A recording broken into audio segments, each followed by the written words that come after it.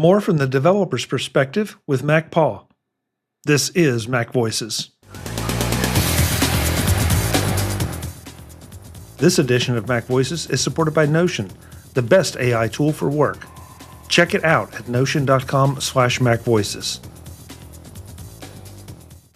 Pavlo, it's interesting to hear you talk from the product manager perspective, but you sound like you're a very reasonable, very realistic product manager, that you want to hit your numbers, but you want to hit them the right way, as opposed to hitting them the wrong way or trying to do something behind my back to hit your numbers or get information that you would find useful. I think Apple's do at track or not track option is great, because I know a lot of people that will, okay, I'll give it to them because almost just because they ask, as opposed to just taking it. And so I think that distinguishes me a top-notch developer from someone who maybe is not quite so top-notch, maybe not so careful, and might even be nefarious. Yeah, I would like to encourage those developers who acknowledge that maybe they're not so careful with tracking. I don't blame. I just think I have like excuse for them, because sometimes there's always a feeling of competition, especially on such ecosystem as iOS.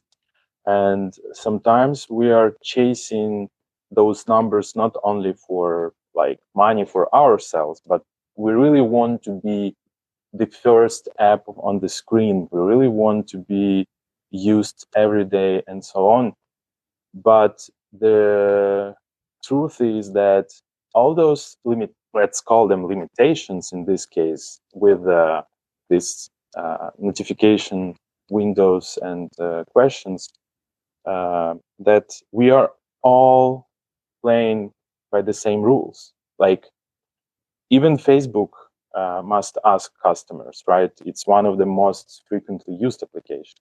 So don't be afraid of those windows. There's customers out there who will share data with you. They would be glad to give you all the data just to improve their experience. And it is most of the time enough for you to make a decision as a product manager, as developers. Don't chase 100% of data. Just take what you have, what is available to you, and mostly it will be represented. That that is such a great point, because people will give you a ridiculous amount of information if you will just be upfront with them. I think one thing that bothers a lot of us if I take my consumer hat and put it on, if I buy an app for $50, I assume that $50 is what is sustaining, or a subscription. I don't care either way, but that's what I'm paying for it. I'm paying for that product. What I get upset about is then when I find out that developer has taken my email address and sold it, or has sold other information of mine that as an additional revenue source. I'd rather them say the price instead of $50 is $70, and we don't share with anyone. Yeah. But but it feels like there's, and we've had this conversation on my live show, I don't know how many times, that you start to wonder what is really driving this. Is it the product, that they want to produce a good product that I'll use, or do they want to produce a product I'll use so they can get more information that they can sell on the back end? Where are they making the money, and why aren't they being upfront about this? Who's going to start? I have a really interesting example about that, but I think it's better for you to start to give the answer. Why do we need the emails? Because for me, emails are just characters which I see for login. Yeah. The thing is, I came from Ukraine. I'm from a context outside of America. I came here and I was surprised by polarity of different approaches for data privacy. For example, after moving to America, I have more services that don't require email actually here. Like most of the times they don't require a password. They just ask for my email and then they send me an email with one-time pass or a message. At the same time, here it's okay to hand your credit card to a waiter and they take your card somewhere, and like this exact moment I have all those like flashbacks to all the security trainings, all the books, all the videos with like one of the first rules: never hand your credit card with the CVV code with like date with a date on it, like to no one. Like you should always use it with your own hands. And first time here in America, it was like years ago. I was young and naive, and I was like, first time it happened here, I had a fight with a waiter. I was like, I felt like I was gonna be robbed. Did you block your card after that? I actually I paid after that. I paid by cash because it wasn't acceptable for me. I was in shock. Now I just like I appreciate it. Actually, I became quite comfort. Yeah, people believe each other more here. Right? I like it because it takes like I don't need to do anything. I just grant my card. But anyway, sorry, I just saw yesterday the Simpsons episode when Homer read like the waiter gave him a check with suggestion, yeah, the bill to leave the tips. So he written, here's $1, okay? And the waiter thought that he gave him $10K as a tip. So this is another thing that we're really surprising, that you can write anything on a bill after you pay, and it's so but yeah, I'm pretty comfortable with that right now. So speaking about emails, and I feel like I'm excuse guy, but again, there is not always a problem with developer who sells your data. This is where we actually can see the benefits of SOC 2 certification or educating developers on data security, because you can use some third-party library to handle those emails, and you unknowingly take emails from your customers and pass it to another business without knowing that, and then they sell, or you not storing them properly. You don't use, I don't know, I don't want to have specific examples, but yeah, you sometimes you don't use the right database, the right servers, or you keep the database open for everybody. Yeah, that's the best way. I hope there's no one there except students who just start the journey. But yeah, and of course there's businesses who sell their data, but I think businesses who fight the businesses who sell your data, which make your email, like unlist your email from the newsletter. And then you pay for another service to look for your email on dark web, and then there's a vicious circle. But when developers are selling your data to another business, for me, it just says that probably they, as developers, as creators, they don't actually believe in their own product. They just use their product as a hook to get more money. If if that would be a case for CleanMyMac, there's plenty of opportunities to do business like this. But as we know that this actually CleanMyMac, we have numbers that says that CleanMyMac actually makes your Mac, like it extends the life of your Mac for a couple of years.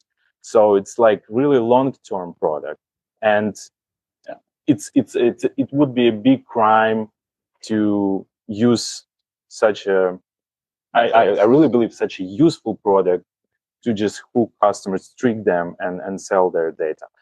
I know that probably you can tell the best tip how to see who sold your data using your email.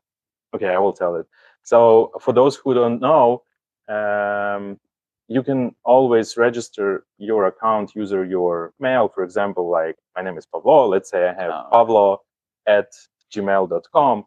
And if I create an account on CleanMyMac website, I would use Pavlo plus CleanMyMac@gmail.com. And the email technology, let's say it, will handle it as your email address, but you will be able to see as a receiver of that spam. You will see like this plus CleanMyMac.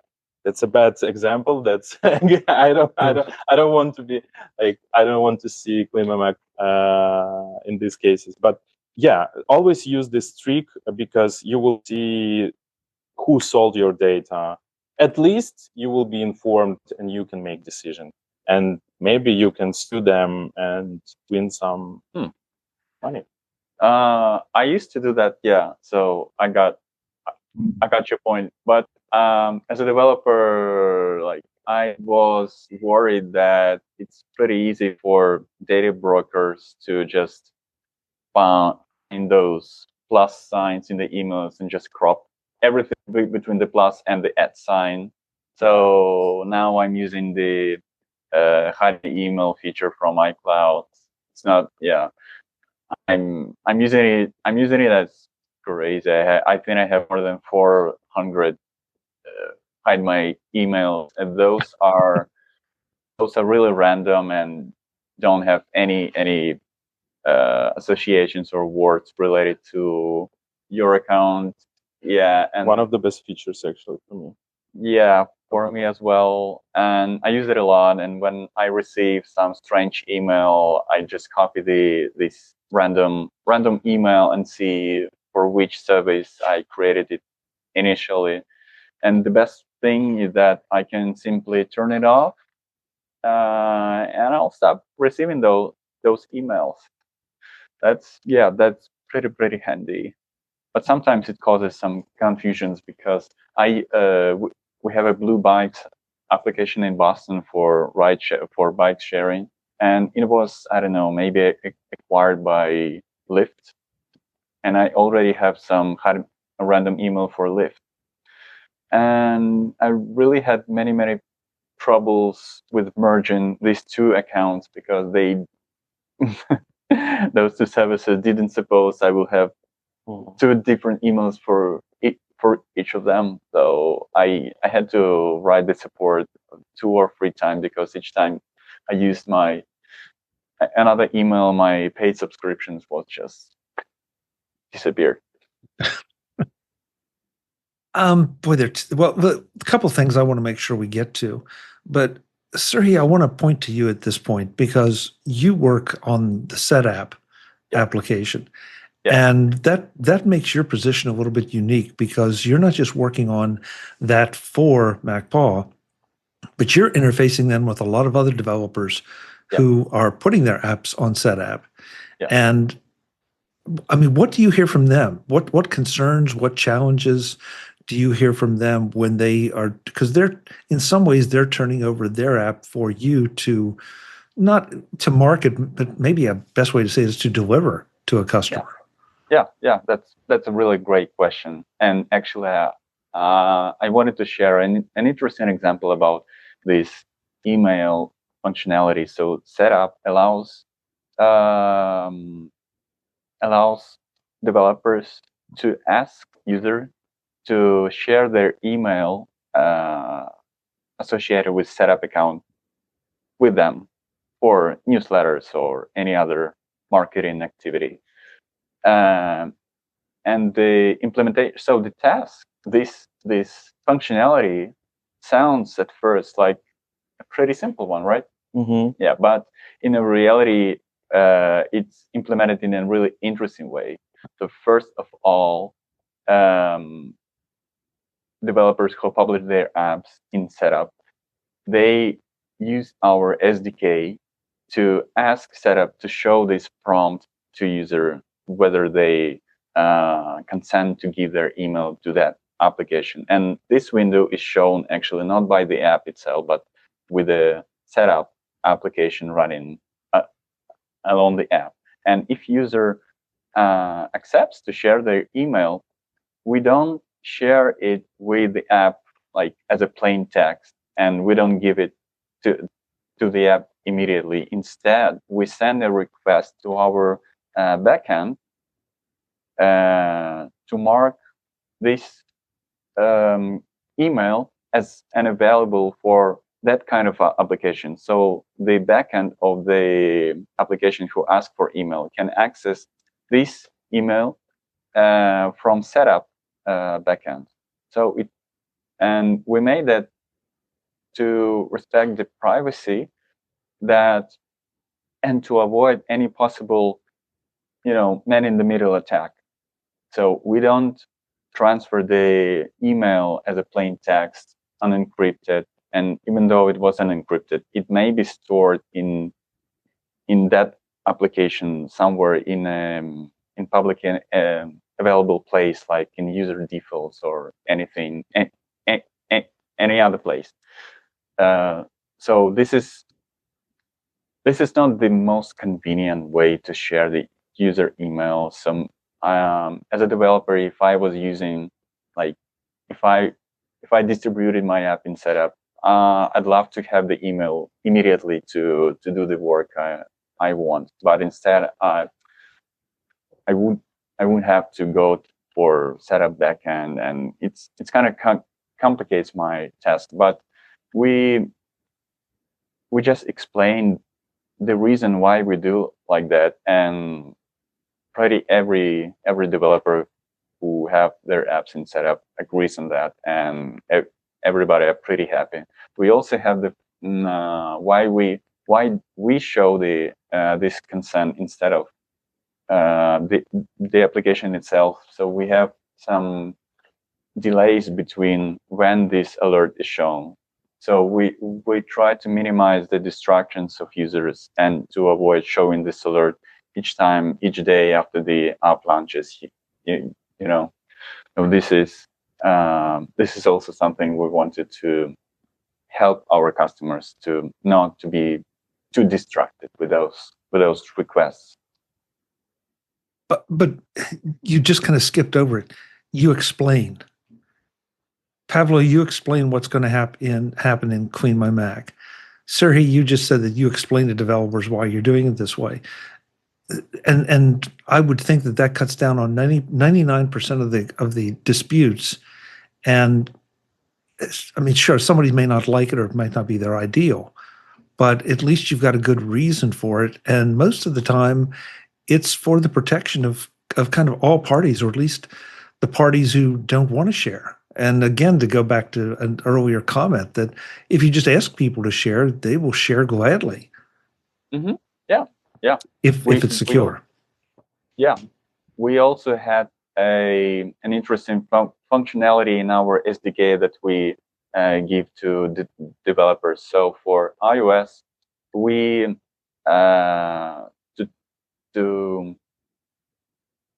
so we collected the MAC address of the device to show the device name in the customer account, so they can see how many devices they have connected and to disconnect any old device or any inactive device. And eventually, with one of the iOS updates, the request of MAC address of the device and the device name they started to be considered as a sensitive data request. And so any developer who accesses those things need to say why and submit a special file with explanation why do they ever access the MAC address. So we understood that not every application had the functionality that has to see the MAC address. So by doing that, we would probably cause troubles for developers who use our SDK in their apps. Because that would cause the question from the customers. Okay, this is a note-taking app. Why do you look at my MAC address of my device? Because it could be easily used for tracking and for fingerprinting. And fingerprinting became prohibited on Apple platforms by default. So we decided to exclude that functionality, and instead of that, we just display like a generic iPhone connected in the customer account. So it makes it harder to recognize that device. So you should just, you should look at okay, what was the last day I used my device and something like that. Okay, so because we don't judge the model, but I think that was a really good solution to remove this thing and to respect our developers and make their life easier and to avoid the questions from customer according to that privacy related thing. This edition of MacVoices is supported by Notion, the best AI tool for work. Check it out at notion.com/MacVoices. If you've ever wasted time digging through email threads, Slack channels, and shared drives just to find that one file or that one note, you'll want to pay attention to this. Notion AI completely changes how I search across my work life with something called Enterprise Search. Here's the magic. You just type a few words or ask a full question, and Notion scours all of your connected tools: Google Drive, Microsoft SharePoint, OneDrive, Jira, GitHub, even your uploaded PDFs. Then it gives you not just search results, but an AI-generated summary of what you need. It's like having your smartest teammate do the digging for you, instantly. Notion AI is all-in-one AI, powered by your work life and all in one place. It automatically captures meeting notes, instantly finds the exact content you need, drafts detailed documents for you, and lets you chat with the best AI models. Notion AI just became twice as powerful for teams, making it the best AI tool for work. And the best part? Everything stays in context. You're not flipping through apps or tabs. You're staying focused and moving fast, getting things done. Try it yourself at notion.com/MacVoices. That's all lowercase, notion.com/MacVoices. And when you use my link, you're supporting MacVoices. Notion.com/MacVoices. Thanks to Notion for supporting MacVoices. Boy, there's so many things I want to get to, and we're not going to have time to do it this time. But I do want to wrap this up by asking you to speak to your customers and speak to consumers and give them some tips on the kind of feedback that you would like to receive, instead of just complaints, because that's what we all do. Is we write and say, this isn't working. Why not? But what would you like? Because you use the feedback to not just to address issues with existing products, but also to develop new products. What do you want to hear from people? Do you want to hear what they want? Do you want to hear what they think they want? Or what would you like to hear from them? Yeah, if you don't mind, I'd like to begin. Actually, complaints and things that customers want is actually also a pretty good kind of feedback, because any feedback is a really good one. We have a really nice story in CleanMyMac where customer feedback about missing module helped us to realize that we should get it back. Yeah. So last year we decided to we had a major upgrade of CleanMyMac, And before going into this story, you need to know what's essential to our customers, right? So we looked into the data, and we saw that one of the most interesting features in CleanMyMac called Space Lens, which basically helps you to see the size of each folder, like which folder takes the visualization of the folder, folder size. Right? Yeah, it looks like bubbles on your screen, and it's fun to use it. So, but numbers were telling us that like it wasn't that popular. Yeah, it was the least popular module in CleanMyMac, and because you don't want to transfer every functionality to a new version, you just skip that. And there was a release date. It was a nice day in October, but then there was a huge wave of like angry feedback, like mad feedback. People were treating us like they said like I'm deleting CleanMyMac, the new CleanMyMac, and also I'm deleting the previous CleanMyMac. I just can't get over it. How could you drop this functionality? Yeah, but I mean it's fair, but there was something off. Like numbers were telling like the small portion of customers were using it, and then like majority of feedback is about Space Lens. And then thanks to actually our customers, we conducted a user research. We had calls with them. We had questionnaires. We had a lot of ways to hear from them. And turns out we thought that usage of Space Lens, it's when you scanned your disk, went through those bubbles, found some, I don't know, like very heavy file and removed that. But our customers told us their stories, and turns out that for most of them, actually just to scan and to see the visualization, it's their like goal to know where they have files. Do they have like enormously big file or not?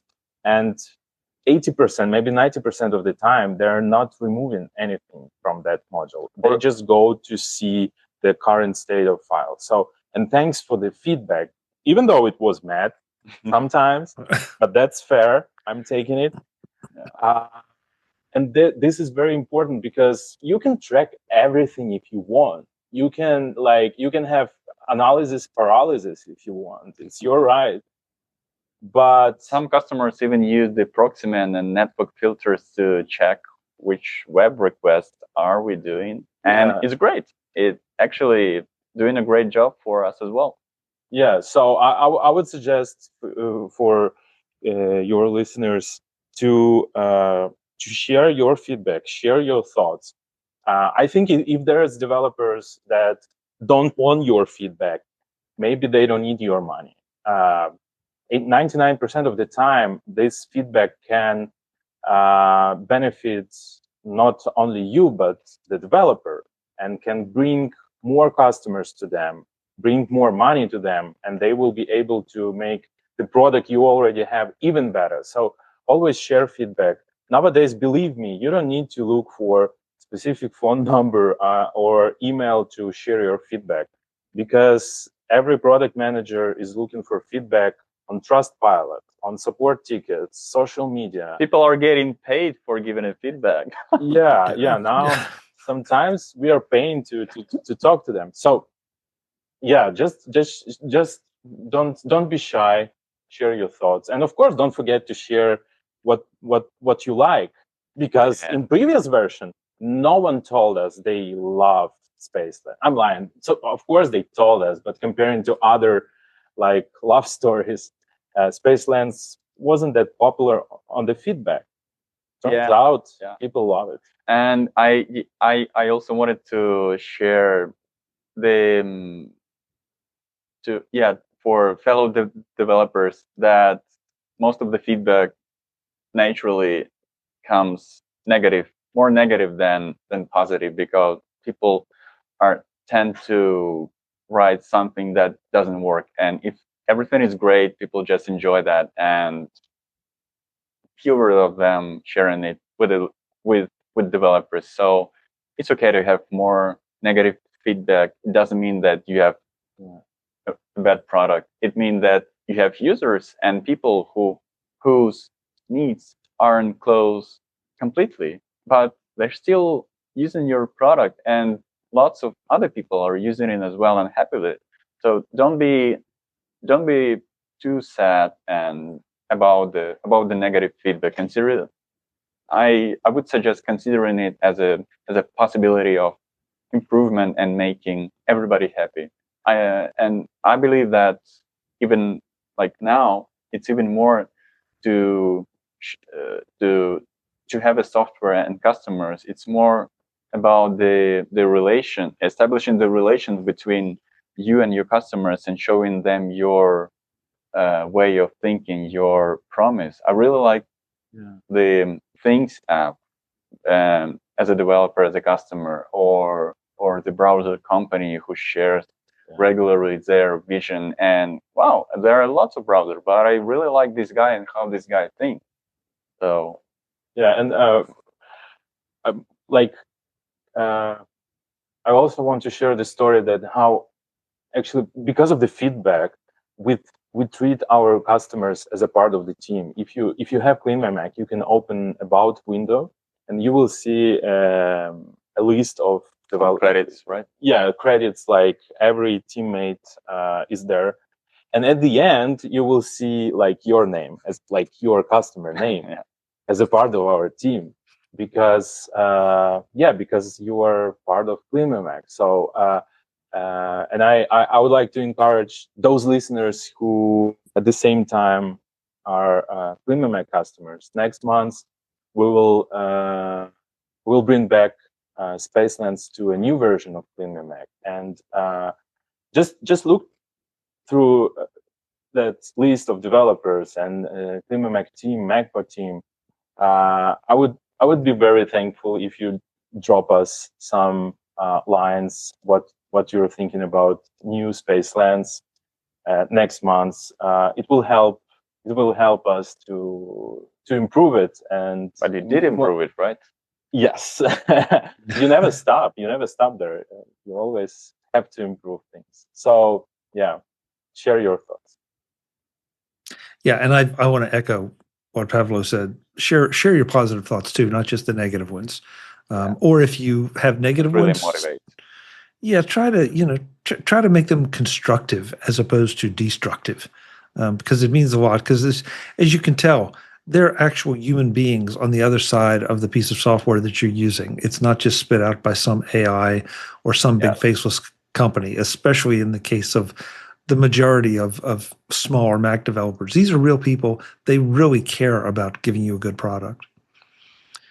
Yeah. Serhii, Pavlo, this has been fantastic. I really, really appreciate you taking all the time and talking to us. I hope it gives people just a little bit of a look behind the scenes at what goes on and what your thinking is when it comes to so many of these different things. One thing I think that the biggest message I would like for people to take away here is it has become more challenging to be a developer. Doesn't mean bad, just means challenging. And there are a lot more factors than maybe a lot of us think about when we download that app for the first time and launch it and say, oh, I got to click this, I got to do that. Why do I have to do this? It's just the way the world is. Right. Yeah. At the same time, developers have more tools, more opportunities nowadays. So there is a balance. Fair point. Fair point. Yeah. Thank you so much, Chuck, for having us here. It was our pleasure to share our perspective. Yes. Yeah. Well, so if someone wants to get in touch with you, should they just go through the main channels at MacPaw, or do you want to? Are there any particular social media presences that either one of you want to share? And I know that's dangerous when you were talking about you individually. So, is just the best way to go through MacPaw? Yeah, but I will share maybe in description the link to my LinkedIn. I'm very open to connect there. Also, we have a MacPaw Discord server. You can, I think we will also share it with you for the description. Customers there have direct access to developers, designers, product managers. They can ask questions. We can chat there, actually. Yeah, Discord for chat, right? I mean, yeah, you can connect with us, with the whole team directly. So it's also one of the ways to give feedback, but also to ask for a sneak peek for future releases. It's also possible. Oh, yeah. Ooh. I'm developing my own website. Wow, I'm pretty excited about it. It's still in development, but I'll share the link. So check it out. I really want to post from time to time some technical articles to share interesting cases. So if you like the stories that we told today, check out the future blog. I think I'm gonna share even more interesting stories about the development. Great. So, folks, this will all be in the show notes for this show. So please go and check it out. Contact these two gentlemen if you have questions, comments, or just want to see what they're up to, because I think it'll be exciting. Guys, thanks again. This has been fantastic. I really appreciate it. Thank you, Chuck. Thank you for watching. Thank you. It's a pleasure. Folks, I'm Chuck Joyner. This is MacVoices. I would like to do more of these to talk to developers and find out sort of what their thinking is, and hopefully make you think a little bit differently about your software and the challenges we have as consumers and users of these tools, that maybe we should be a little bit gentler on the developers, or maybe we need to be more demanding of them so that they behave a little more like MacPaw. Until the next time, and as always, thanks for watching. Visit MacVoices.com for show notes and to connect with Chuck on social media. Get involved in our Facebook group or like our Facebook page, and get more out of your Apple tech with MacVoices Magazine, free on Flipboard and on the web. And if you find value in it all, consider supporting us through either our Patreon campaign at patreon.com/MacVoices, or by making a one-time donation via the PayPal link on our front page and in the show notes of each episode. You will join these fine people who help bring you MacVoices.